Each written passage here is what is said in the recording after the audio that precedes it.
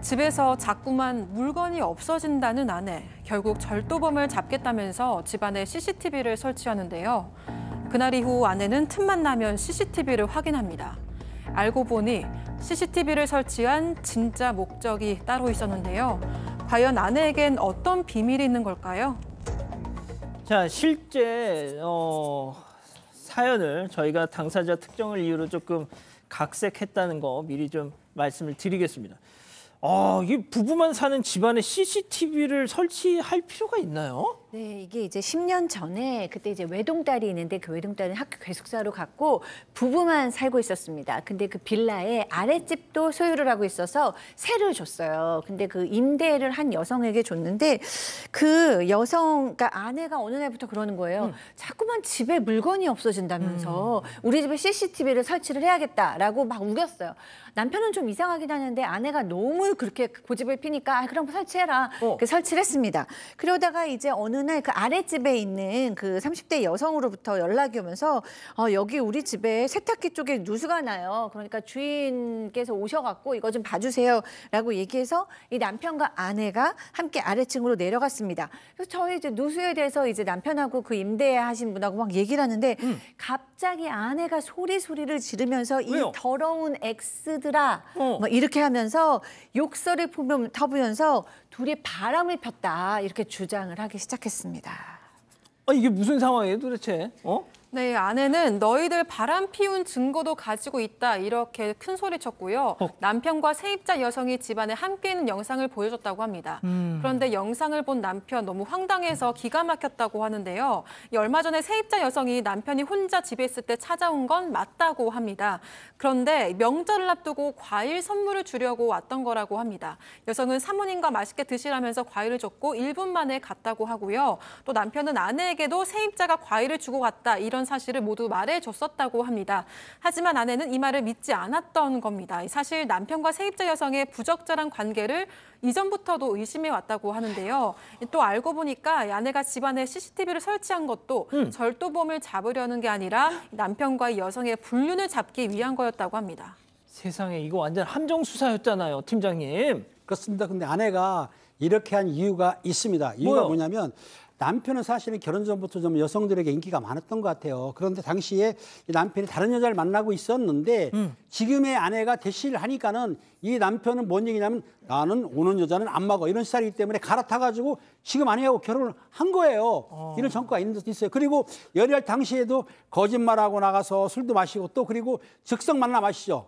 즉석 만남을 몰래 하다가 이 아내한테 몇 번을 걸렸어요. 그러니까 이 남편이 빌미를 줬던 것인데 그지만 이 남편은 뭐라고 하냐면 그렇지만 나는 결혼한 뒤에는 절대로 눈을 한눈 반 적이 없다라고 주장하고 있고요. 이건 오해다라면서 아내한테 적극적으로 해명을 했다고 합니다. 그러니까 아내도 그러면 내가 실수한 것 같아 미안하다 하면서 사과를 했고요. 그런데 이 애꿎게 피해본 세입자 있지 않습니까? 세입자 얼마나 화나겠어요. 그래서 이분이 나갈 때 위로금도 주고 이사비용도 대주고 이렇게 해서 사건이 일단락이 되었다고 합니다. 자, 근데 오늘의 메인은 따로 있죠? 네.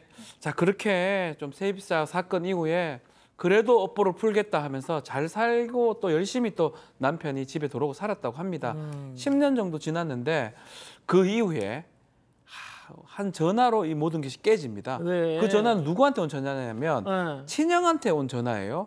친형이 전화가 왔는데 아주 노발대발하면서 너 나한테 좀 우리 집에 좀 빨리 와봐라 라고 화를 냈고요. 동생이 남편 그 형 집에 찾아갔는데 가자마자 이 충격적인 이야기를 하게 됩니다. 뭐요?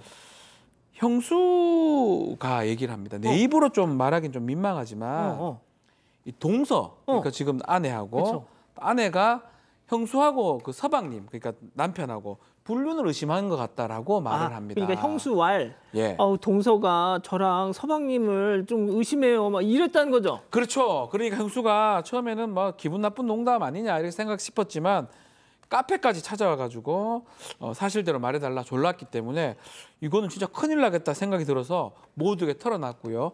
형님이 화가 나서 또 동생한테 남편한테 이렇게 이야기를 하게 된 겁니다. 자, 아까 들으신 것처럼 아까는 처음 세입자와의 의심이었는데 이제는 형수, 형수. 네.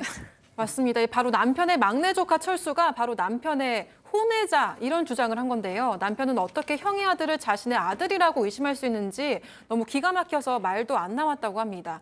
이어 아내는 최근 명절 때 당신과 철수가 함께 있는 걸 보는데 순간 내 머릿속에서 찌르르 하고 느낌이 왔다 이렇게 주장을 하기도 했습니다. 아내는 친자식도 아닌데 어떻게 두 사람이 그렇게 닮을 수가 있냐면서 아주버님이 젊었을 때는 자주 해외 출장을 다녔다고 하던데 솔직히 그때 당신이 형수랑 불장난했던 거 아니냐 이렇게 이야기를 했다고 합니다. 그러면서 아내는 어차피 시간도 지났고 다 이해할 테니까 솔직하게 말해보라 이렇게 남편을 구슬리기도 했다고 합니다. 이에 남편은 당신 정말 미친 거 아니냐 이렇게 따졌다고 하는데요. 하지만 아내는 당당하면 유전자 검사를 하자 이렇게 이야기를 하면서 오히려 큰 소리를 쳤다고 합니다. 교수님 여기서 네. 무슨 놈의 유전자 검사하면은 거봐 또 이러잖아요. 네, 그렇습니다. 이게 이제 병원에 이제 갔더니 의부증 진단을 일단 받았어요. 그러니까 의부증이라는 건 망상장애이기 때문에 망상장애라는 거는 아무리 그 상황이 아니다, 그 망상이 현실이 아니다라고 얘기해도 믿지 않으니까 망상장애예요. 그러니까 당연히 내 조카 아니다라고 당연히 얘기하겠죠. 이건 말도 안 되는 얘기잖아요. 그런데도 당연히 믿지 않았어요.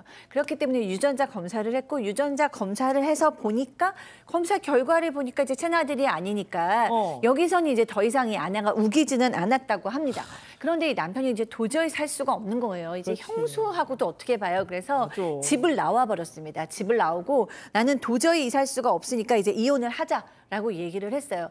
이 안에 지금 보니까 이 의부증 망상장애가 질투형 망상, 부정 망상이라고 합니다. 이 의부증만 지금 진단받은 게 아니라 병원에서 초기 치매 같다라는 진단까지 세상에. 받았습니다. 그래서 아내는 난 이혼은 못한다라고 우기고 있고 남편은 이제 이혼하고 싶다라고 얘기하고 있습니다. 자, 그럼 여기서 오늘의 궁금증 짚어보죠.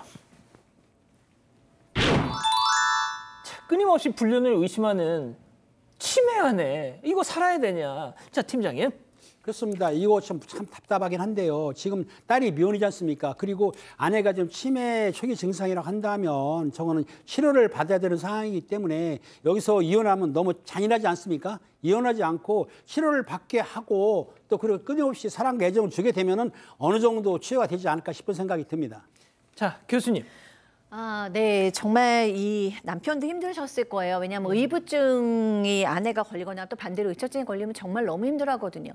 거기에 이제 가족에까지 영향을 주고 그다음에 이제 폭력까지 쓴다 그러면 정말 같이 살기가 어렵죠.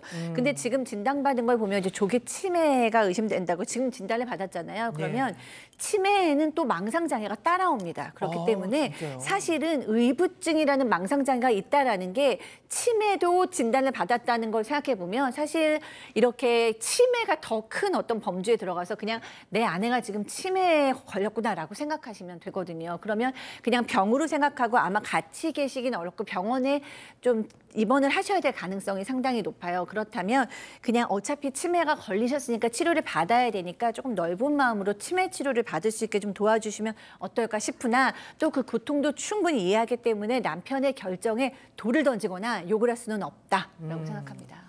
자, 뭐 지금 말씀 두 분 하셨지만 이런 어떤 오히려 이제 치매라든지 정신적 질환 같은 거라는 게 오히려 다행이고 우리 법원 판례도 그렇습니다. 이렇게 아프다 그러면 병적인 게 있다 그러면 이혼 사유가 될 수가 없습니다. 같이 살아라고 합니다. 그래요. 치료가 가능하면 하게 되고요. 그게 불가능하게 된다든지 뭐 큰 문제가 생긴다면 모르겠지만 지금 단계에서 충분히 가능성이 있다면 좀 두 분 말씀하신 것처럼 좀 더 고칠 수 있는 방법 그런 것들을 좀 고민을 좀 해봐야 될 것 같다는 생각이 듭니다. 자, 우리 가족 여러분들은 뭐라고 하시나요?